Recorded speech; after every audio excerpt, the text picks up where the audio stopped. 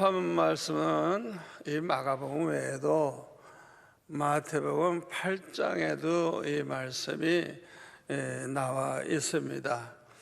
그래서 이 마가복음 4장과 마태복음 8장의 말씀을 이렇게 정합해서 이렇게 본문 내용을 우리가 이제 생각해 보겠습니다.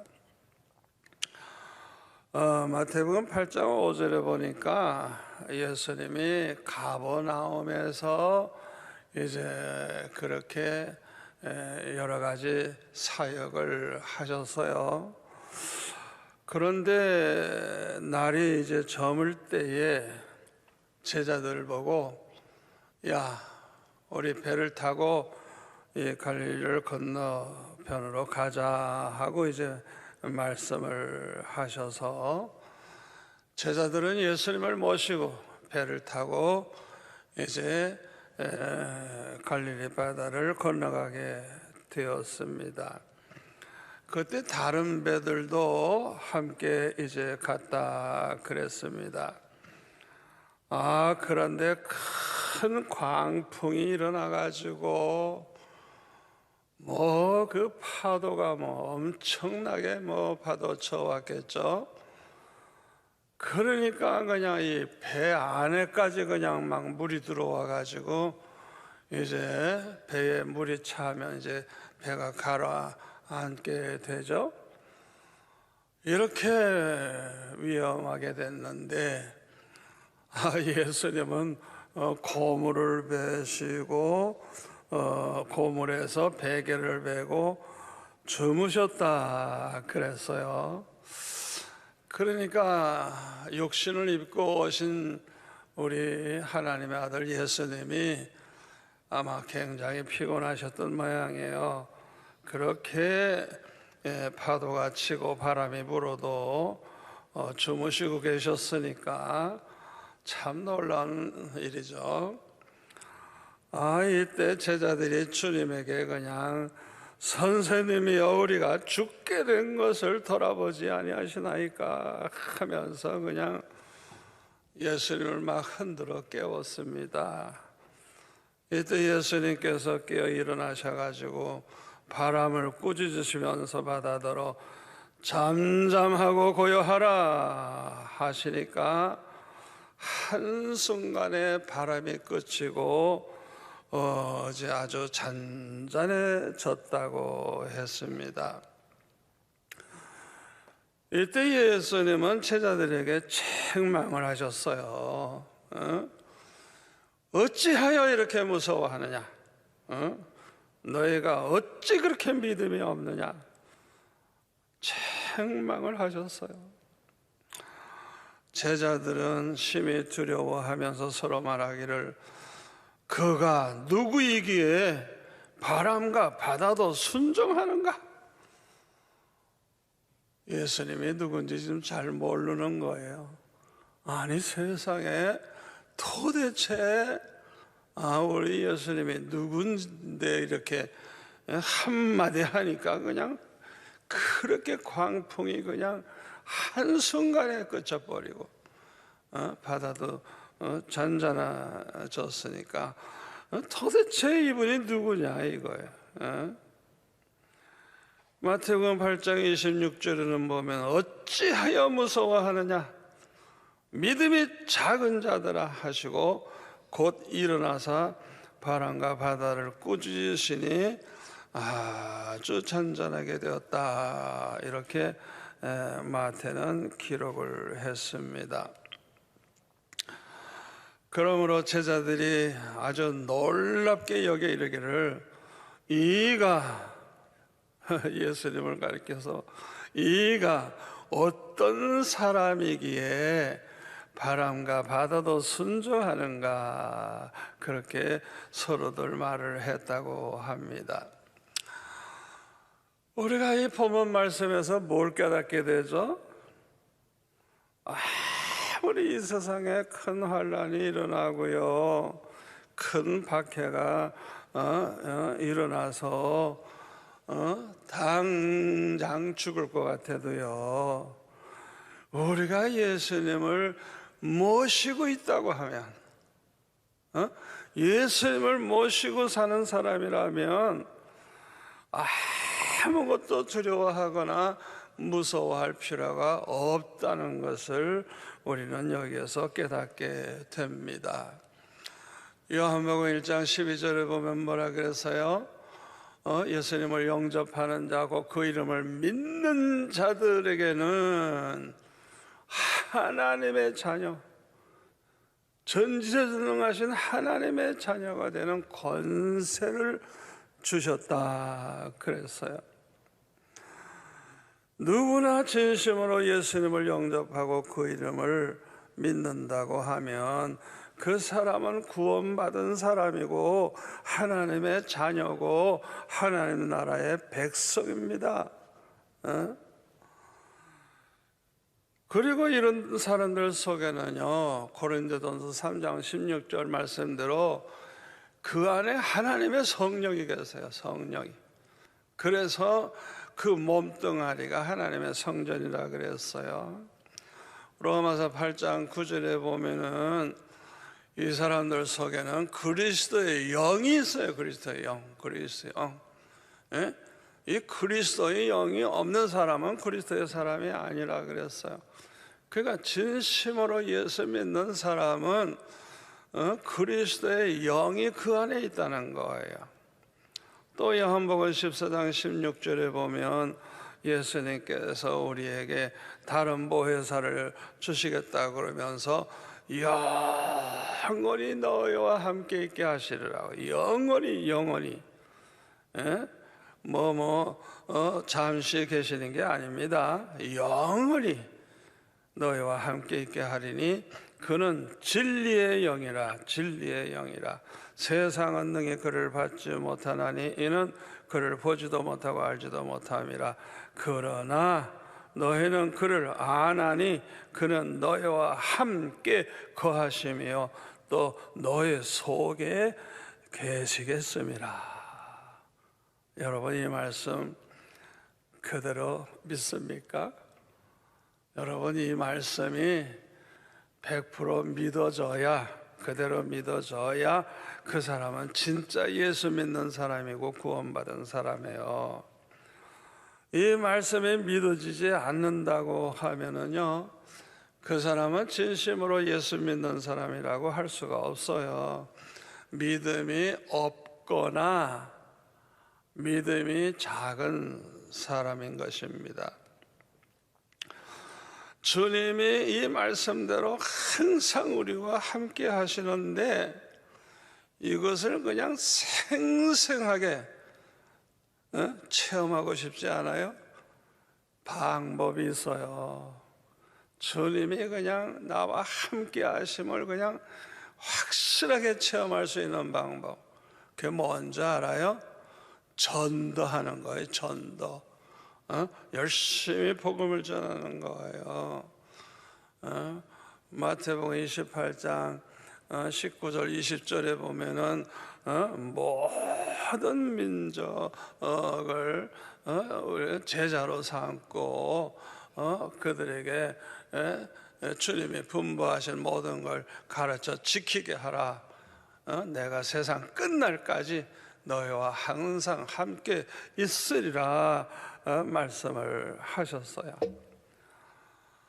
여러분, 우리가 모든 민족을 제자로 삼기 위해서 그들에게 복음을 전하고 그들에게 말씀을 전하면 세상 끝날까지 주님이 함께 우리를 해주시겠다는 거예요. 여러분, 우리가 복음을 전하는 거에 주님이 가장 기뻐하시는 거예요. 그러니까 여러분이 항상 주님을 기쁘시게 하려고 하면 특별히 주님을 위해서 하는 일이 많이 있겠지만은 가장 중요한 게 복음을 전해서 한 영혼이라도 구원하는 거예요. 구원하는 거예요. 부모 형제를 구원해야 되고 친척을 구원해야 되고 친구들을 구원해야 되고 우리 이웃 사람들에게 전도를 해서 구원해야 돼요. 우리 주님이 가장 기뻐하세요. 그런데요, 이와 반대로 마귀는요, 하여튼 전도하는 사람을 제일 두려워합니다. 왜? 이 전도하는 사람은 혼자가 아니야. 주님이 함께하고 계시니까. 이 전도하는 사람 때문에 두려워하는 게 아니라 이 전도하는 이분과 함께 하시는 주님 때문에 이 마귀는 그냥 전도하는 사람 앞에서는 그냥 부들부들 떨어요. 우리 교회는 그 단기 선교팀들이 1년에 한 1000명 이상씩 아주 수십 년 전부터 나갔죠. 이야, 그런데요, 참 인도네시아 같은 나라 그런 데 가서 이 팀들이 가서 사역할 때 보면은 말도 안 통하는데 그 사람들을 막 붙잡고 그냥 한국말로 막 기도해 주는데 기적이 막 일어나는 거야. 기적이. 이야, 그러니까 우리 성도들이 자기 믿음이 별로 없는 줄 알았는데, 글쎄 선교하러 가가지고 글쎄 그 원주민들 붙잡고 기도하는데 기적이 막 일어나니까 그냥 은혜를 얼마나 받고 오는지 간증거리가 얼마나 많은지 몰라요. 마가복음 16장 15절을 보면 뭐라 그래서요? 너희는 온 천하에 다니면서 만민에게 복음을 전파하라. 온 천하입니다. 온 천하. 이 말씀은 주님의 지상 명령이에요. 그러므로 누구든지 예수 믿는 사람이라고 하면 반드시 이 말씀에 순종을 해야 돼요. 때를 얻든지 못 얻든지 항상 힘써야 돼요. 그런데 많은 성도들은 아예 전도할 생각도 안 해. 요새 교회들 가만히 보면 통 전도를 안 해. 우리 수영로교회가 옛날에 부산 복음화 한다고 그냥 전체를 그냥 이 전국을 누비면서 그냥 전도지 나누어지고 얼마나 열심히 전도했어요. 그냥 그래가지고 1년에 많은 새신자가 들어오면 10,000명 가까이도 들어왔다고. 새신자가 그렇게 전도를 열심히 하던 교회인데 요새는 보니까 별로 전도하는 사람을 볼 수가 없어요. 이렇게 전도를 하지 아니하니까 기적이 일어나질 않는 거예요. 따라서 주님이 함께 해주시는 걸 체험할 수가 없는 거예요. 그러니까 믿음도 점점 작아지고 믿음이 없어져요. 자꾸 믿음이 없어져. 내가 가만히 보면 교회가 전도 안 하더니 믿음들이 그냥 다 없어져 버리는 것 같아요. 그러므로 우리는 열심히 전도를 해야 됩니다. 그래야 주님이 함께 하심을 체험하게 되고 그냥 믿음이 쑥쑥 자라나게 돼요. 그냥 왜? 주님이 어떻게 함께 하시는가를 구체적으로 체험하게 되니까 얼마나 믿음이 강해지는지 몰라요. 그리고 또 한 가지, 주님이 함께 하심을 체험하려고 하면 주님의 계명을 지켜야 돼요. 요한복음 15장 12절에 보면은 내 계명은 곧 내가 너희를 사랑한 것 같이 너희도 서로 사랑하라 하는 이것이니라. 예수님의 계명은 간단해요. 내가 너희들 사랑한 것처럼 너희들도 서로 사랑해라. 이 주님의 계명을 지키면 요한복음 14장 21절에 보니까 나의 계명을 지키는 자라야 나를 사랑하는 자리. 아무리 주님 사랑한다고 찬양하고 고백하면 뭐해요? 주님의 계명을 지키는 자라야 주님을 사랑하는 자래요. 그리고 주님을 사랑하는 자는 아버지께 또 사랑을 받을 것이고 주님도 그를 사랑하여 그에게 나를 나타내리라. 여러분, 주님이 어떻게 함께 하심을 나타내는 줄 압니까? 주님이 이렇게 가까이 계셔서 나와 함께 하심을 언제 체험하게 되는 줄 압니까? 말씀해 주실 때. 주님이 말씀을 하세요. 내가 널 사랑한다. 내가 너를 기뻐한다. 내가 너를 축복하겠다. 두려워하지 마라. 담대하라. 내가 너와 지금 함께하고 있다. 주님이 말씀해 주시는 순간에, 이야, 주님이 나와 함께 하시는구나. 그 말씀을 통해서 나타내 주세요. 주님이 우리를 너무 기뻐하시고 사랑하실 때 함께 하심을 그렇게 말씀으로 나타내 주시는 거예요. 사무엘상 3장 19절부터 보면 사무엘이 자라매 여호와께서 그와 함께 계셔서 그의 말이 하나도 땅에 떨어지지 않게 하시니, 사무엘이 말하면 다 이루어지는 거예요. 그러니까 단에서부터 브엘세바까지 온 이스라엘이 사무엘은 여호와의 선지자로 세우심을 입은 줄을 알았더라. 여호와께서 실로에서 다시 나타나시되 여호와께서 실로에게 여호와의 말씀으로 사무엘에게 자기를 나타내시니라 그랬어요. 어떻게 나타냈다고요? 말씀해 주시니까. 말씀해 주시니까 하나님의 함께 하심을 알 수가 있잖아요. 또 하나님 말씀하시는 걸 전하다 보니까 한마디도 땅에 떨어지지 않고 다 이루어지는 걸 알고 온 국민이 다 사무엘을 하나님께서 선지자로 세우셨다는 걸 이제 알게 됐다는 것입니다. 여러분, 사도행전에 보세요.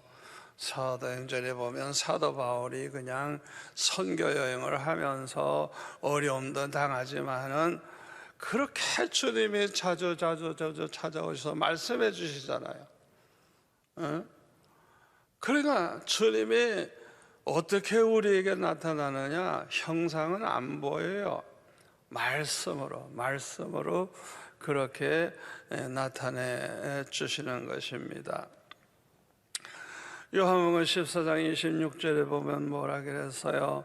보혜사 곧 아버지께서 내 이름으로 보내실 성령, 그가 너에게 모든 것을 가르치시고 모든 걸 가르쳐 주신대요. 여러분, 이 말씀을 그대로 믿어야 돼요. 성령이 우리를 가르쳐 주신대요. 그리고 주님이 하신 말씀을 기억나게 해주신대요. 기억나게. 예수님 하신 말씀이 성경에 있는데 그 말씀이 기억이 나는 거예요. 기억이 나요. 저는 설교 준비할 때 아주 신비한 체험을 해요. 그냥 성경 구절이 탁탁탁탁탁 그냥 막 떠오르는데, 이야, 어떻게 그렇게 말씀이 기억이 나는지. 그 성령이 하시는 거예요. 또 요한계시록 2장과 3장에 보면 뭐라 그랬어요? 소아시아 7교회를 향해서 주님이 말씀하실 때 마지막으로 하실 말씀이 뭐예요? 귀 있는 자는 성령이 교회들에게 하시는 말씀을 들을지어다. 귀 있는 자는 성령이 교회들에게 하시는 말씀을 들으라고. 교회, 우리 성도들이 모인 것이 교회가 아닙니까? 주님이 우리에게 말씀하고 계시는 걸 좀 들으라는 거예요. 이게 얼마나 중요한 말씀인지 몰라요. 우리 예수님은 성경에 보면 이제 십자가에 못 박혀 돌아가신 지 사흘 만에 이제 부활하셔서 그 다음에 40일 만에 승천을 하시죠. 그래서 하나님 보호자 우편에 앉아 계시다고 그랬습니다. 그 예수님이 때가 되면 이제 이 세상에 다시 오세요. 그때는 2000년 전이랑 달라요. 만주의 주, 만왕의 왕, 심판주로 영광 중에 오세요. 영광 중에. 우리 주님이 곧 그렇게 오실 것입니다. 그러나 한편으로는 예수님이 우리 안에 계세요. 우리 안에. 어떻게 계실까요? 그리스도의 영으로. 로마서 8장 9절 말씀대로 그리스도의 영이 없는 사람은 그리스도의 사람이 아니라, 예수님은 하나님 보좌 우편에 계시는데 그리스도의 영은 우리와 항상 안에 함께 계시다는 거예요. 마태복음 24장에 보면은 예수님께서 세상 끝날 이제 다시 오실 때가 되면 세상에 어떤 징조가 있을 것인가를 쭉 말씀하시면서 많은 말씀을 하셨어요. 그런데 이제 그 첫 마디가 이제 뭐냐 하면 사람에게 미혹을 받지 않도록 주의해라. 아주 그냥 창세 이후로 없었던 큰 환란이 오는데, 그거보다 우리가 먼저 기억해야 될 게 뭐냐, 미혹받지 않도록 주의하라는 거예요. 마태복음 24장 24절에 보면 거짓 그리스도들과, 자기가 그리스도라고 하는 사람 이제 많이 생기는 거예요. 거짓 선지자들이 일어나 큰 표적과 기사를 보여 할 수만 있으면 택하신 자들도 미혹하리라. 이 말씀 그대로 이단들이 아주 극성을 부릴 것이기 때문에 이들에게 속아서 미혹받지 않도록 조심하라고 말씀을 하셨습니다. 데살로니가 후서 2장에 보면은요, 참 데살로니가 성도들은요 예수님 재림을 얼마나 준비하는 일에 관심이 컸는지 몰라요. 그런데 거기 2장 3절에 보면 사도 바울은 이렇게 말합니다. 누가 어떻게 하여도 너희가 미혹되지 말라. 먼저 배교하는 일이 있고 저 불법의 사람, 여기 이단을 가리키는 거예요. 곧 멸망의 아들이 나타나기 전에는 그날이 이르지 아니하리라 그랬어요. 그러니까 예수님이 다시 오시기 전에 배교하는 일이 생겨요. 배교. 많은 교회들, 많은 주의종들이 이제 잘못된 길로 가는 거예요. 이 배교하는 일이 생기고, 또 하나는 이 불법의 사람, 이 이단들이 이제 나타난다는 것입니다. 그런데 데살로니가 후서 2장 9절에 보니까 이 이단, 악한 자의 나타남은 사탄의 역사, 사탄의 활동을 따라 모든 능력과 표적과 거짓 기적과 불의의 모든 속임으로 멸망하는 자들에게 있으리니 이는 그들이 진리의 사랑을 받지 아니하여 구원함을 받지 못함이라. 이러므로 하나님이 미혹의 역사를 그들에게 보내사 거짓 것을 믿게 하심은 진리를 믿지 않고 불의를 좋아하는 모든 자들로 하여금 심판을 받게 하려 하심이라 그랬어요. 참 이 말씀 중요합니다. 진리를 믿지 않는 사람들, 또 불의를 좋아하는 사람들, 이런 사람들이 심판을 받는데 이런 사람들을 찾아오는 거예요. 이 미혹하는 거짓 선지자들, 이단들이 막 찾아와서 결국에는 미혹을 받아가지고 잘못된 거짓된 걸 이제 믿고 따라감으로 이제 결국은 멸망하게 되는 것입니다. 여러분, 성경을요 아주 많이 읽으셔야 돼요. 그래서 이 성경을 모르는 게 없어야 되고요. 그리고 이 성경을 그대로 믿어야 돼요. 그래서 이 성경 말씀으로 무장이 딱 돼 있어야 이 미혹을 당하지 않게 됩니다. 우리가 성경을 보면요 진리가 뭔지 똑바로 알게 돼요. 요한복음 17장 17절 말씀대로 예수님이 그랬잖아요. 내 아버지의 말씀은 진리라고. 성경에 있는 하나님의 말씀이 다 진리라는 거예요. 그러니까 우리가 성경을 열심히 봐야 하나님의 말씀, 그 진리를 알 수가 있는 거예요. 또 마태복음 16장 16절에 보면 베드로가 고백하기를 주는 그리스도시요 살아계신 하나님의 아들이시라 그랬어요. 여러분, 하나님의 아들도 하나님이죠. 그렇잖아요. 하나님의 아들도 하나님이에요. 그러니까 이 고백이 굉장히 중요한 거예요. 주는 그리스도시요 살아계신 하나님의 아들이시라고.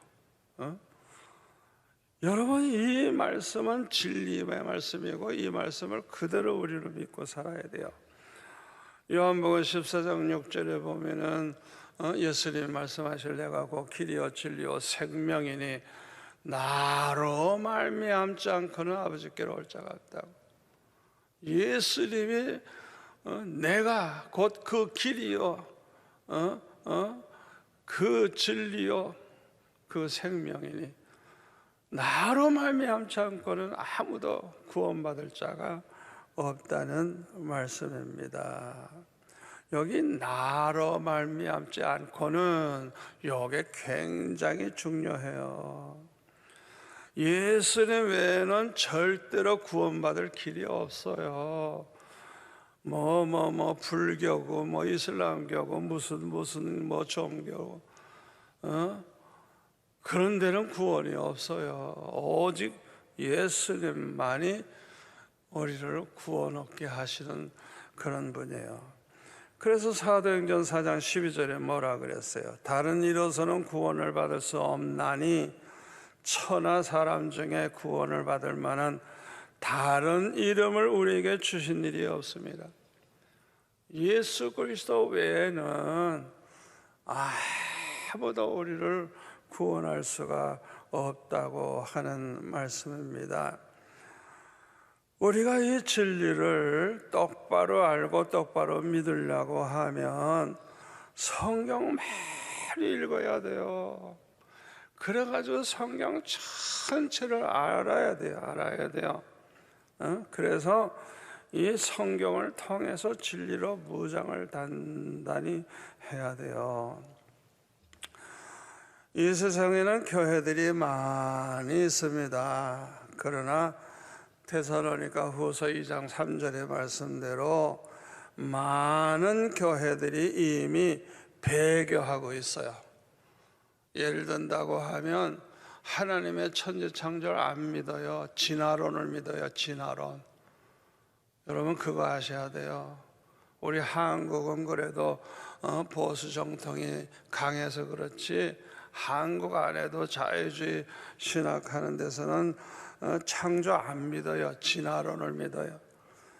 어떤 신학교는요 아예 입학해서 첫 번 강의할 때 창세기 1장부터 11장까지는 뜯어버려라 그래. 뜯어버려라.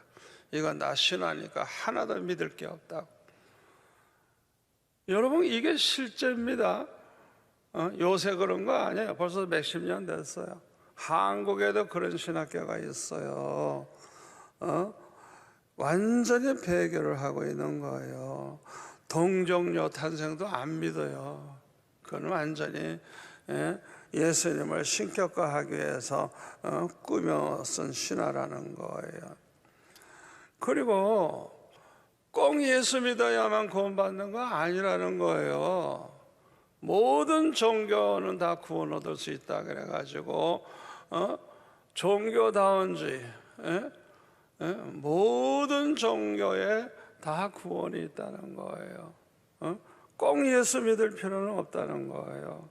그래가지고 이 WCC를 비롯해서 이 캐톨릭이 중심이 돼가지고 전 세계 종교를 통합하자는 운동이 일어나가지고요. 지난해에는 아예 유럽에서 그거를 이제 발표하기로 했다가 코로나 때문에 모임을 이제 중단했다고 합니다. 그러니까 오직 예수님만이 길이요 진리요 생명이시고 예수님으로 말미암아 서만 아버지께 갈 수 있다는 거, 그걸 안 믿어요. 안 믿어요. 제가 영국에 가서 볼 때 그렇게 교인이 98%나 전 국민이 주일날 교회 나가던 나라가 이제는 2, 3%도 교회 안 간대.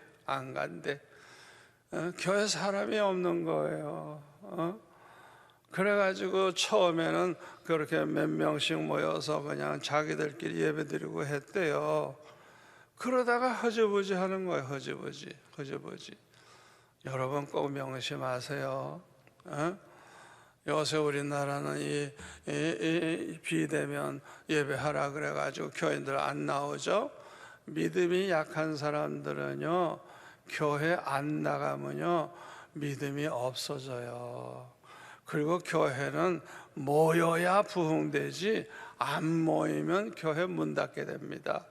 사람이 안 모였는데 그게 무슨 교회예요? 사는 길은 하나밖에 없어요. 여러분 모든 성도들이 구역구역마다 지역마다 사랑방마다 몇 사람씩 모여서라도 날마다 기도하는 운동이 일어나야 돼. 기도하는 운동. 같이 성경 읽고 같이 예배하고 기도하고 정말 2000년 전 초대교회식으로 그렇게 돌아가야 돼. 그렇게 해보세요. 기적이 일어납니다. 기적이 그냥 놀라운 부흥의 역사가 일어나요. 모든 문제 다 해결돼요. 두세 사람이라도 주의 이름으로 모인 곳에 주님이 함께 계신다 그랬어요. 두 사람이라도 합심해서 기도하면 하나님이 들으신다 그랬어요. 왜 많은 자유주의 신학자들이나 거기에 동조하는 교회들이 배교하게 되는지 아십니까? 첫째로는요, 그들이 성령으로 거듭나지 못해서 그래요. 그러니까 그 사람들은요 구원받지 못한 사람이에요. 하나님 나라 못 들어갈 사람들이에요. 여러분, 우리가 거듭나는 것, 진짜 예수 믿어 구원받는 건 성령이 역사하지 않으면 안 돼요. 그래서 고린도전서 12장 3절에 뭐라 그래서요? 성령으로 말미암지 않고는 아무도 예수를 주시라 할 자가 없느니라. 성령으로 아니하고는 누구든지 예수를 주시라 할 자가 없느니라. 예수 믿는 사람들 그 속에 다 성령이 계시는 거예요. 그러니까 이 사람들은 다 성령으로 거듭난 사람들이에요. 두 번째로, 왜 자유주의 신학자들이나 거기에 동조하는 교회들이 배교하게 되느냐? 아직 주님을 만나지 못해서 그래요. 여러분, 사도 바울도 예수님을 만나기 전까지만 해도 예수님을 잘 몰라가지고 핍박했잖아요. 예수 믿는 사람들 다 없애버리려고 그러고 그냥 뭐 스데반을 돌로 쳐주고 그랬잖아요. 그러나 사울이 다메섹 도상에서 주님을 만난 다음에야 아주 그냥 확신을 가지게 됐잖아요. 그냥 예수님이 누군지 알고. 이런 만남의 체험이 좀 있어야 돼요. 성경에 보면 베드로에게도 주님이 말씀해 주시고 만나 주시고 백부장 고넬료도 그렇고 제가 그렇게 전 세계 다녀서 보면요, 옛날 공산국가였던 러시아, 또 동구권 이런 데서 교회들이 막 일어나요. 공통점이 뭐냐? 예수님이 찾아오셨다는 거예요. 예수님을 만났다는 거예요. 그 간증을 들어보면 이분들은 주님을 만난 다음에 그냥 얼마나 신앙이 뜨거운지 열심히 전도하고 교회를 세우고 그렇게 하는데, 지금 교회들이 그런 쪽에서 지금 불이 붙고 있어요. 불이 붙고. 여러분, 저는 여러 번 주님을 만나고 주님이 오셔서 말씀해 주시고 목회를 하면서 주님께서 그때그때마다 말씀을 해 주셔서 저는 목회하면서 고민이나 문제를 다 주님 앞에 기도하다가 주님이 말씀해 주셔서 해결한 사람이에요. 주님은 사무엘에게 말씀으로 나타나신 것처럼 우리를 만나주시는 분이에요. 그런데 왜 많은 사람들은 이런 체험이 없죠? 왜 그래요 도대체가? 첫째는 회개하지 않아서 그래요. 회개를 안 해. 고약한 짓을 하면서도 회개 안 해. 또 기도 생활을 아주 형식적으로 해. 제가 어렸을 때 보니까 그 교역자들이 앉아서 기도하는 것 같지만 내가 볼 때 은혜 받은 정도는 하나도 없어. 하나도. 어렸을 때 보니까 완전히 사꾸라들이야. 평생 그분들 사는 거 보니까 진짜 사꾸라야. 다 잘못되더라고요.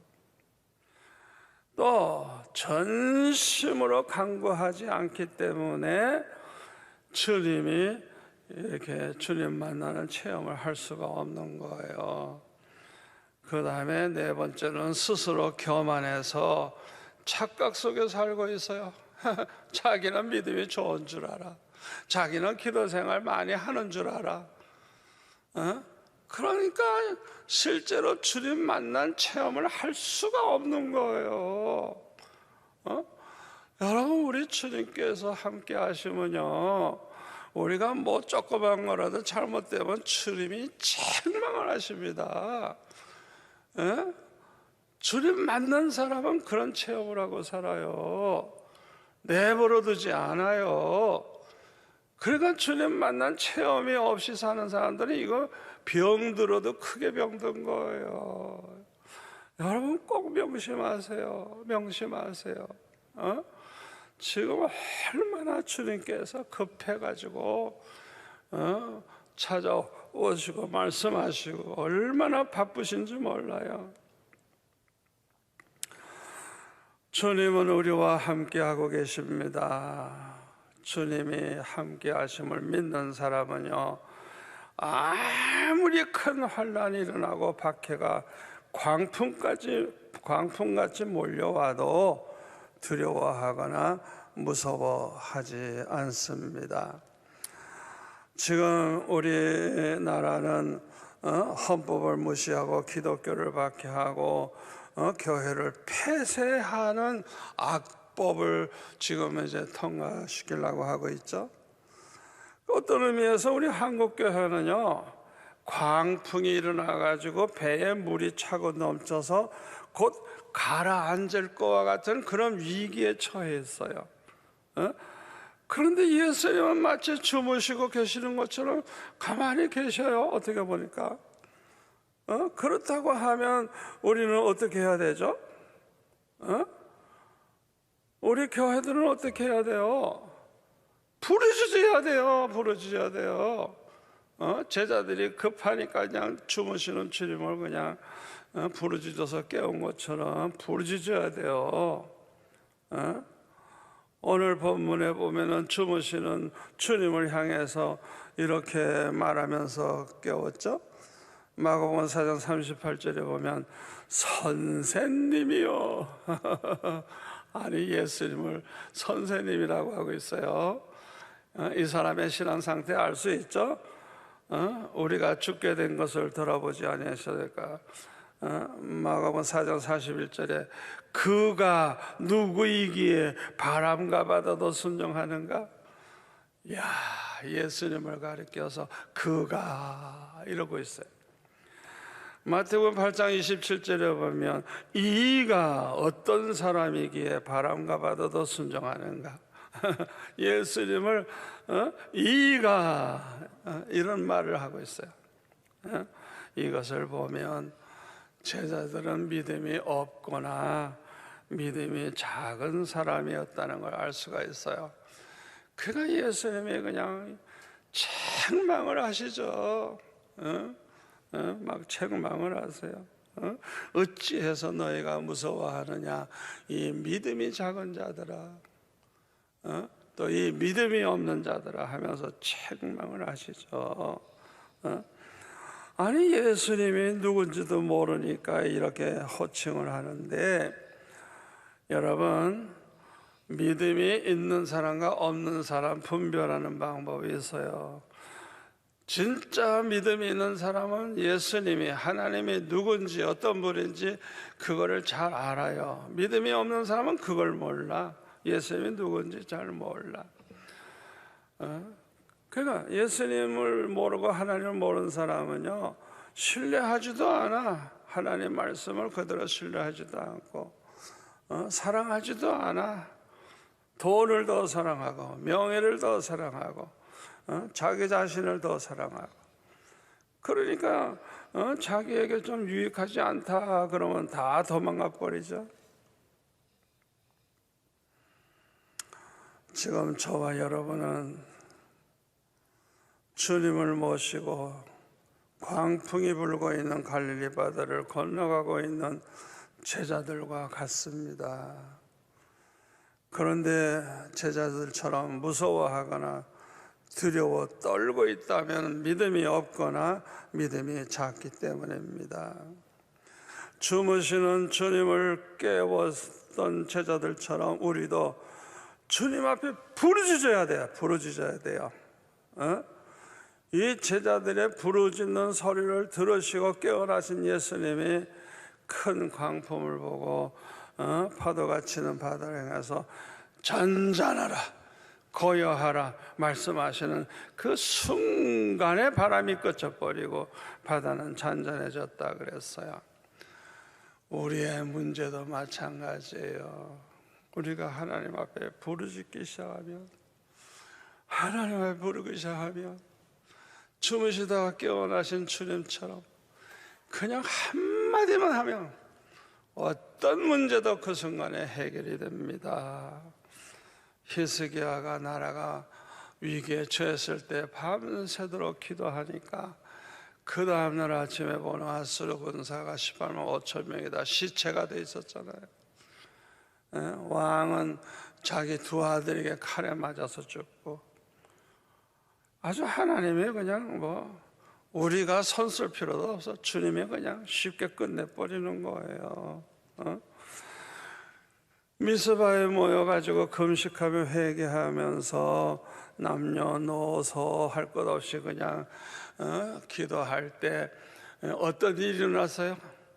블레셋 사람들이 그냥 쳐들어올 때 그냥 큰 우레를 발하셔가지고 혼비 백성할 때 그냥 그때 이스라엘 백성들이 반격을 해가지고 블레셋을 완전히 다 물리쳐가지고 빼앗겼던 땅도 다 찾고 평화가 왔다고 그랬죠. 여러분 이런 일은요 지금도 얼마든지 일어납니다. 99.9% 불가능해 보여도 절망할 필요 없어요. 왜? 하나님은 불가능이 없어요. 불가능이 없어요. 우리나라 역사를 보면요 그냥 꼭 망할 것 같아요. 꼭 망할 때. 그럴 때가 참 많았어요. 우리나라 역사를 쭉 보면은 아유 큰일 났다, 아유 큰일 났다, 우리나라 이제 망했구나. 그런데 아무리 망할 것 같아도 하나님께서 언제나 해결해 주셨어요. 한 번도 예외가 없어요. 그리고 전화위복이 되게 해주셨어요. 왜 그렇게 됐을까요? 우리 한국교회가 그때 얼마나 기도했는지 몰라. 그냥 교회마다 철학기도 하고 산상에 올라가기도 하고 얼마나 성도들이 부르짖으면서 기도했는지 몰라요. 그러니까 한 번도 예배 없이 다 해결이 되고 나라가 더 잘 되고 더 잘 되고 더 잘 되고 더 잘 되고, 하나님이 우리나라를 얼마나 사랑하시는지, 얼마나 사랑하시는지. 역대하 7장 14절에 보면 내 이름으로 일컫는 내 백성이 그들의 악한 길에서 떠나 스스로 낮추고 기도하여 내 얼굴을 찾으면 내가 하늘에서 듣고 그들의 죄를 사하고 그들의 땅을 고칠지라 말씀을 하셨어요. 우리는 이 말씀을 믿고 회개하면서 부르짖어야 돼. 부르짖어야 돼. 예? 우리 한국교회는 하나님 앞에 회개하고 부르짖는 길밖에 없어요. 이것만이 교회가 살고 이 나라를 살리는 길입니다.